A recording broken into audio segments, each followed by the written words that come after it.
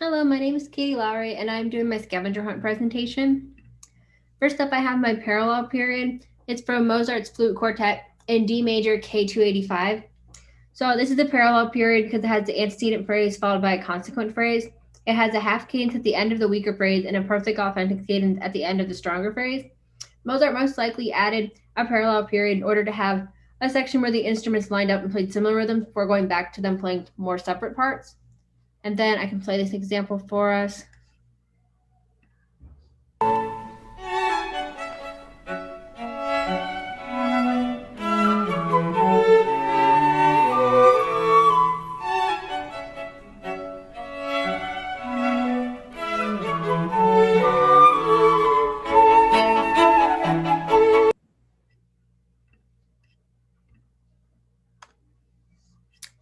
Next, I have my modulation to the dominant and back to tonic. This is the same piece as before. So this piece went from D major and it modulated to A major. So this piece had a direct modulation because it started on a 1 chord in D major and then it went to the 5 chord of D major, which is the 1 chord in A major.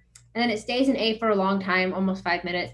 And the piece then goes from a 1 chord in A major to a 1 chord in D major. And the modulation went from tonic, dominant, back to tonic, or D to A, then back to D major. And then Mozart most likely included this modulation to kind of change the key without actually having to change the key. And then I'll play where the modulation starts and then where it ends.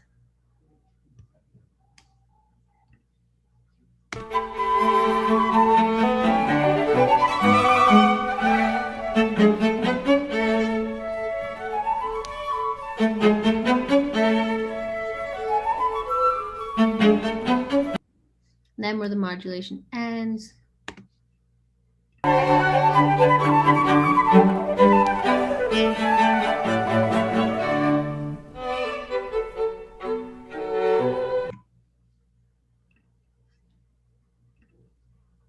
Let's see. Next, I have my chord progression with the applied dominant chord.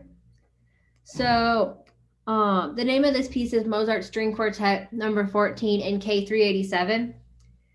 This is in G major. He has a 5-7 of 6 chord going to a 5 chord. So this happens twice, and then the piece does modulate to D major. And then Mozart most likely used this modulation to have that leading tone of the D sharp going to an E.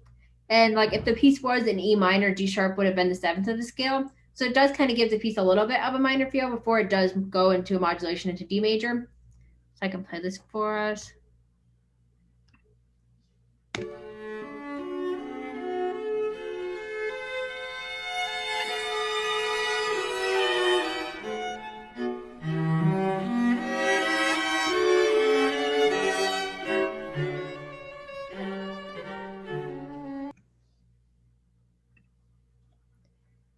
And then next I have my sequence.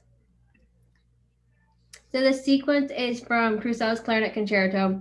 So the sequence is a descending fifth sequence. So I think he chose to add this sequence in order to add some contrast from what the listeners have already heard so far.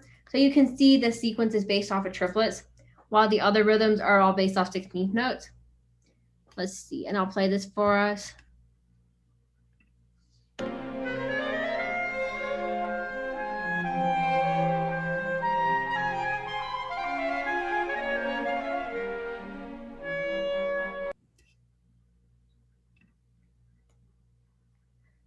Let's see. And then next I have my roadmap for my final composition. So I plan to keep the ABA structure from K80, and then I was going to put the descending third sequence for about 4 measures, and then I was going to have 8 measure sentence following it in my B section. And then I was going to keep the cadences of the half cadence and the perfect cadence consistent throughout K80 in my composition. And then from the scavenger hunt, I plan to put a parallel period in the A section. And then I like the modulation of going from D major to A major. So I plan to put that in the B section.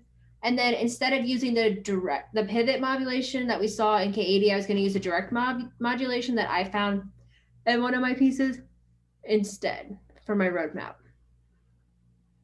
Let's see. Thanks for watching.